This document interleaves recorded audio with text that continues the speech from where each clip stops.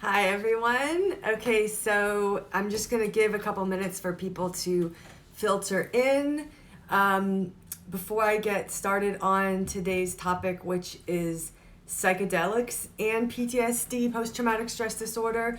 I'm going to answer a couple questions that came up in response to my Instagram Live last week. So one person asked, could inability or great difficulty making decisions, even small ones, be due to complex PTSD? And the short answer to that is yes. It can also be several other things. So, for example, putting trouble making decisions, that could be, let's put that in the general category of cognitive issues, problems with attention, concentration. It can also be related to anxiety, like self-doubt, but let's say it's more of a cognitive issue. That absolutely is part of PTSD. It can also be a part of depression. It can be a part of anxiety. It can be a part of ADHD. And so often there are multiple factors that are part of it. But if it's something that you have a trauma and then after it's way harder to make decisions, that absolutely is known to be a symptom of post-traumatic stress disorder. Okay, next question before I get started on today's topic.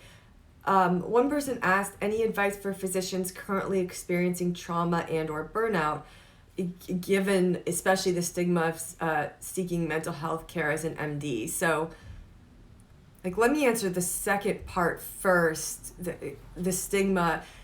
It's so hard because honestly, it's even in my field of psychiatry a little bit, of everyone that should not have stigma, it should be psychiatrists, understanding that these are mental health conditions. But yeah, there's a lot of expectations of physicians that you just take care of everyone else and your needs are last.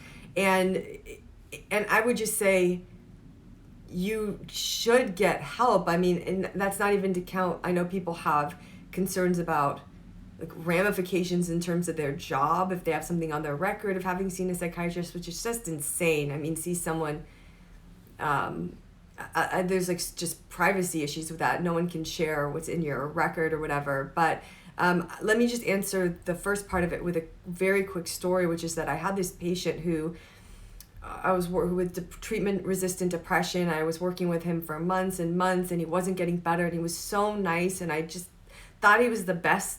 I just loved him, and he's this young guy and too young to be suffering so much, and I just felt like I was letting him down. And then I had to send out kind of a mass email when I got my cancer relapsed, and contacted all of my patients saying, look, my practice is closing, gave referrals, and I didn't hear from him for a while. And then it was kind of a few months later, he sent me just this, I think the dog is coming after my cats, the kindest email, basically saying his memory of it was so different. He's like, I've never had someone who helped me so much as you. You might have saved my life. And it just made me realize that sometimes the ways in which we help our patients are so much different than we expect, and what they need is so much different from what we think they need. And often what they need, more so than being cured, I mean, they want to be cured and fixed and everything, but they need our presence. And that feeling like we're failing our patients, which I know is happening a lot with COVID, is one of the signs or result of burnout. But if you reframe it that your presence alone is healing, and when I think back to my years and years of cancer treatment, what I remember is not, oh, my doctor, he really got that dose of vincristine right and stuff. I mean, he did all that stuff. But I remember when he just took his time and sat with me and put his hand on mine and said, I'm here for you. And just, providers seeing tears in their own eyes as they were, I could tell, affected by my story. And it was those moments that sit with me that are meaningful to me. So anyways, as a physician, you have a power over an ability to contribute to people's lives beyond just the tangible medical care you're giving them. So, okay. let me jump into today's topic because I know there's a lot of people here, and so I think I know what they want to hear about. I'm going to be talking about psychedelics and PTSD, and I'm going to just only on a very cursory basis talk about the research behind it because I want to share more of my own personal experience and my own story. I'm just pulling up my notes so I don't skip anything. I mean, so just to give an overview, I've talked a lot about exposure therapy, and that really is first line treatment for PTSD. But as I've also explained, exposure therapy is very difficult to do. You're essentially like needling at the wound with the long-term goal of feeling better after, but it's going to feel worse in the short term, and it's really hard for people to do this type of therapy. I mean, so there's a very high dropout rate. It's like very intense. Sometimes people aren't ready for it. Like especially if someone's kind of still experiencing the trauma in their life in some way, or still like it's an ongoing thing, like COVID, for example. And so the idea is that psychedelics, and that in a general sense that includes many things that have psychoactive properties, so hallucinogens like psilocybin, LSD, it includes ketamine, it includes MDMA or ecstasy, and in some research they're including cannabis, but I think most people are thinking of, say, the first three: hallucinogens, LSD, psilocybin, and ketamine and MDMA. The idea is that these substances can be used to assist psychotherapy, to put the person in a better, more open mental state so that they can face the trauma more effectively and process it faster. And so in some of these research studies, and a lot of it actually has been done by the VA, and now there's an organization called MAPS, Multidisciplinary Association for Psychedelic Studies, that is doing a lot of clinical research. They'll do, say, a single 8-hour therapy session, psychedelic assisted therapy session with some processing sessions after without psychedelics, and very quickly people have dramatic improvements in their PTSD. And it's also used in end of life care to help people process their upcoming deaths. And so that all brings me to my story. And so I can't emphasize enough how I'm not giving medical advice right now. In fact, I decided I'm not even going to talk about any specific dosages because that could just lead people to, I'm going to try this exact same thing. And also, I don't know the legalities of sharing this, so this is a fictional story. It didn't happen, blah, blah, blah.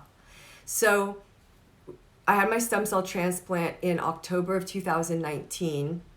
And I got through the first 100 days fine. I mean, from a medical perspective, which is the highest risk time in terms of are the transplanted cells going to take?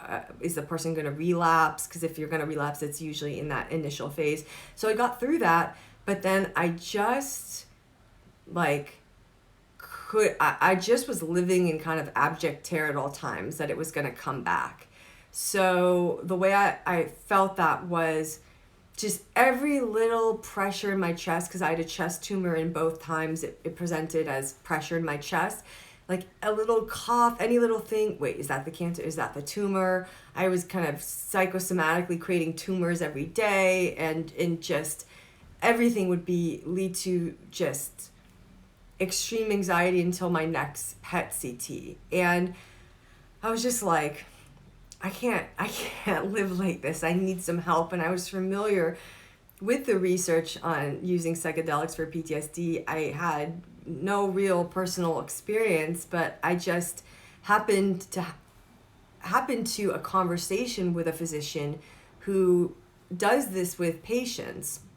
And he gave me some guidance on if one were to do it, how it would be done. And based on that, I created a little experience for myself that was really transformative. And so this is how I did it. And again, I'm not giving you medical advice. There's so many things to consider in terms of what medications are you on? Do you have this setting proper? Blah, blah, blah. This is my personal experience. So I based on what he said, I reserved like a day. I mean, so, and this was not like, I'm going to do this and go out on the town. This is a day reserved for spiritual, emotional awakening, transformation. In advance, I did preparation. And that preparation was just to make sure I had like everything set. I had kind of some light food prepared. I had talked to my husband who was going to be there with me. And I had a little music playlist. And I most importantly wrote out a list of questions that I wanted to ask myself in the state of insight. So the idea is it's not turning you into some psychic god or something, but it's turning you into the absolute best version of yourself is how it felt. Like insights that I could come to, but it's like momentarily, but that just lasted for several hours. So it was like downloading insights. So, and I actually have the notebook of the kinds of questions that I wanted to ask myself in advance. And let's see here. It was like the most meaningful one was, how should I think about mortality? How can I come to peace with the fact that I will die? With the anxiety about when and how it will happen, when it could happen soon. So how does one live when I just had no idea I could be dead in a month or I could live another 40 years? I mean, so how do you go through your day? How do you, not even logistically in terms of planning for the future, although that's part of it too, but how do you just mentally exist? I asked, what is the meaning of my life?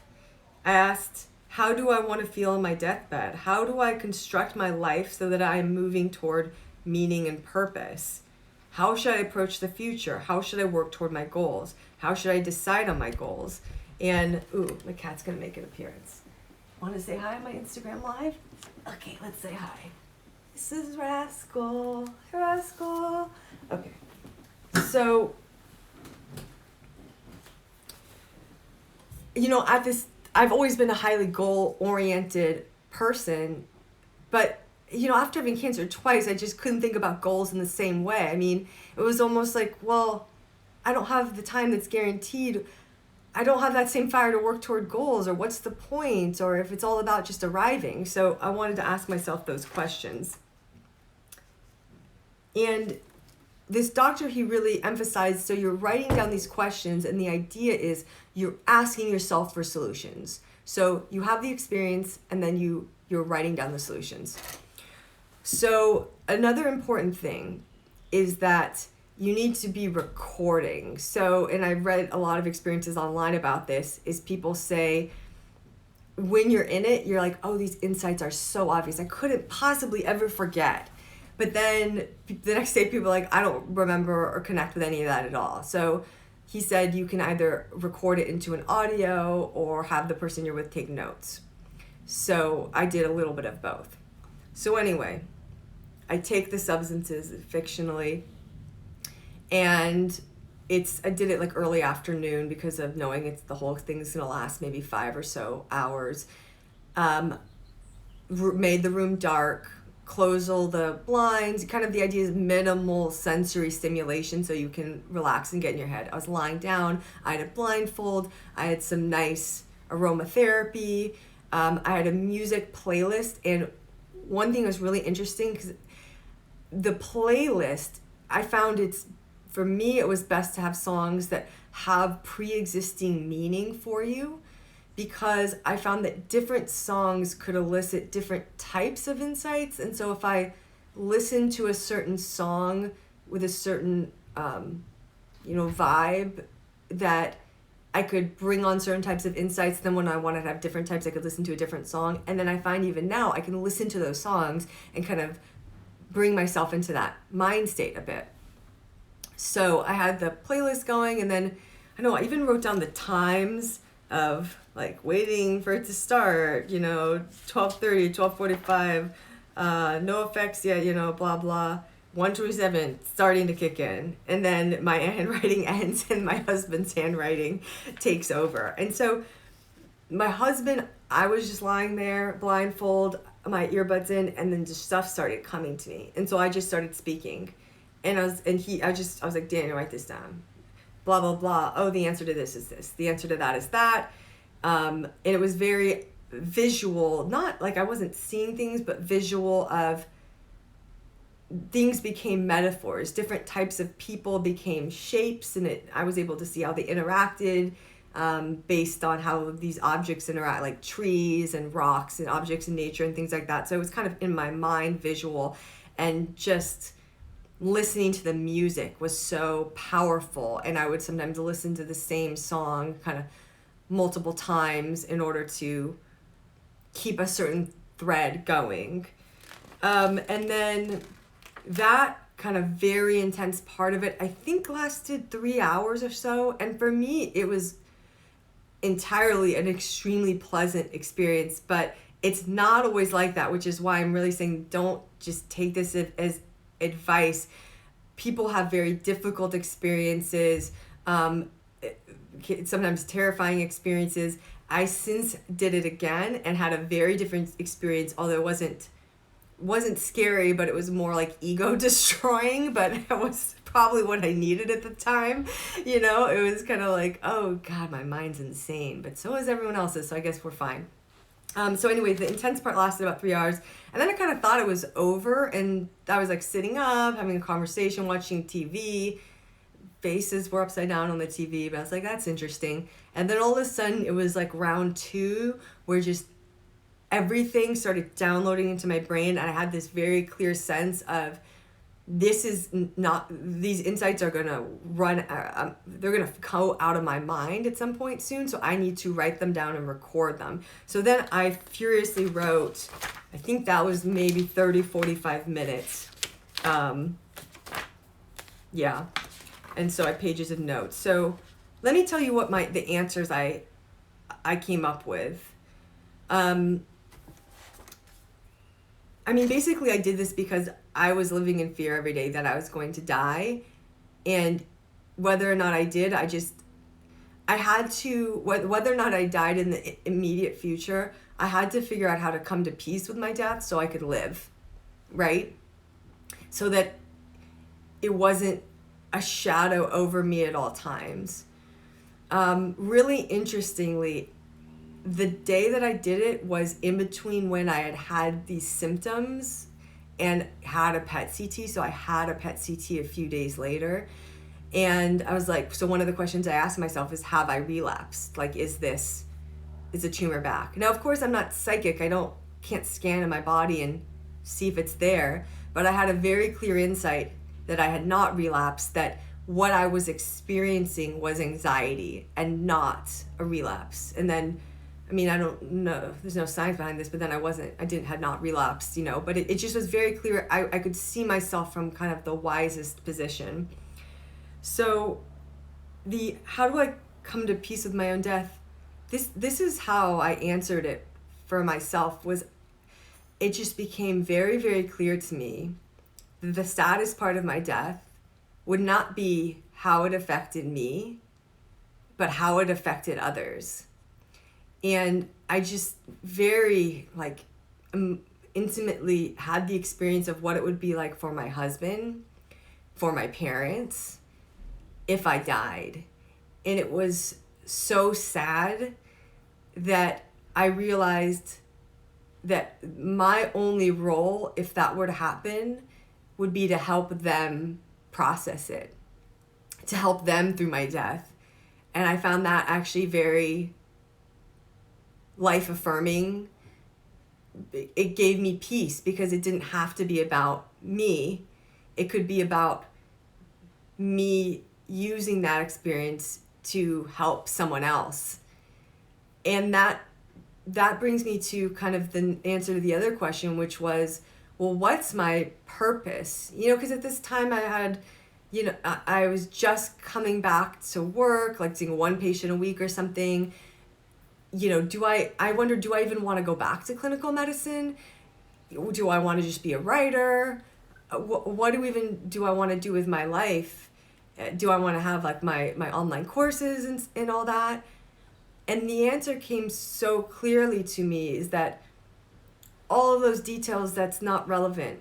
My purpose is one thing, and that's to be a translator of my internal experience, of my understanding of the world to others, for the purpose of helping them, for the purpose of elevating them, so that other people might hear parts of my story and think, I'm not so alone. And as long as I wake up every day and do that in some form, and that could be seeing patients one-on-one, it could be an online course, it could be writing a book or on my blog, it could even just be giving advice to family or friends just in conversation. What makes my life meaningful is how I have an ability to, and this is the other thing that connected with me. I asked myself the question, I was like, I don't understand why people like me. My husband jokes, he's like, people think you're so amazing because they don't know you like I do. And it's kind of like a joke. He doesn't really think that about me. But I honestly didn't really get, people email me, they say I'm inspiring and stuff, and I didn't really get it. And like what was special, but I did in this moment. I was like, I understand it. That there is something special about me. And I don't mean superior. I don't mean better or worse than anyone else, but different. A unique skill I have for seeing and understanding things and communicating it in a way with someone else to evoke a certain feeling. And I want to use that skill for good. And because of that, my suffering doesn't have to just be something bad. Not that I want it to happen, but let's say it happens. What am I going to do with it? Knowing that that's my purpose, it's fuel for me to transform it and figure out, well, what can I learn from this? Task one, okay, I'm having this difficult experience. What can I learn from it? And then once I've learned that, once I've incorporated it, it's percolated in my system, how do I share that with someone else? And the joy I get from doing that, the reward I get from doing that, more than fills the void of my pain of potentially dying. And that's what came to me in this 3-hour, 5-hour experience. I mean, it was really life-shifting. I've sat meditation retreats. I've done like 7-day silent meditation retreats. And I remember saying, I came back from one, I said, that was like 6 months of therapy in 1 week. This was like 10 years of therapy in 1 day. It's not a replacement, it's not a shortcut, but it sped along my own process of evolution and wisdom. And for that, I'm so appreciative, and that's why I wanted to share details of my personal story about it. I want to talk, what were the other, in terms of how do I approach the future about my relationship with goals. This totally transformed my relationship with goals, where it just was so clear, look, the goal isn't the point. It's so obvious, right? I mean, we all know that. I'm not saying anything that's rocket science. It's it's the journey, blah, blah, blah. But I really got it. It's the journey. It's the process. Did I wake up and do this thing, take a step on this path? And it doesn't even matter if I arrive or not, because I don't know how much time I have. I hope I have a ton. But if I don't, like I would be happy with how I live my days, and not every day is like perfect, or that I'm lazy and I watch Netflix for 6 hours or do all that stuff like anyone does and take naps all day. But like for the most part, when I check in with myself periodically, I'm like, if I died tomorrow, would I be proud of what I'm doing? And I'm like, yeah, I wouldn't have any regrets. Not that I've never made mistakes, not that I'm not making mistakes, but I wouldn't have any regrets. So it just clearly became more about the living the process. And that meant that success could happen within 1 day, right? It wasn't like, wait 6 months till I've achieved this and I can enjoy it. At the end of the day, I could look back and say, I did that this day. I can go to bed tonight and I'm going to feel good about this day. I feel good about, like, let me tell you about today. So I saw a couple patients. I think I helped them. I always really enjoy it. I always feel better after seeing patients than before. I'm like, it just brings me alive, kind of. Then I wasted some time. I watched TV, but I was watching an interesting TV show. Then I spoke to a cancer support group who it ended up being mostly people who are kind of really actively in treatment and had relapsed and stuff. And I just felt like I felt good about what I shared and I felt like it was helpful. And then kind of lie down in bed again for a few minutes and zoned out, ate some food. And then I'm doing this. And now I can, I think I should probably exercise, but I feel good about my day. And that's all we can really ask for, right? Is that, am I living in a way, in the present moment, in a way that's congruent with my values? And if the answer is yes, I think we should be happy. So before I wrap up, I just want to see, is that, there's so much more I could say about this. But I think I'll leave it there. Maybe I'll talk in future videos more about my next experience. So I think I'll just end it there. I was going to say, if anyone has questions. If anyone has questions, when this goes live onto my Instagram or gets posted, leave a comment and I can discuss it in the next video that I do. So thank you all for being here. I hope you enjoyed this. And this was going to be the end of the series, but I actually decided I kind of like doing these. So I'm not sure what I'm going to talk about next week, but I'll announce it on my Instagram, same time, 5:30 p.m. Pacific time, some topic probably related to post-traumatic stress disorder, unless I get a lot of comments saying to do something different. So have a great evening, everyone. See you soon.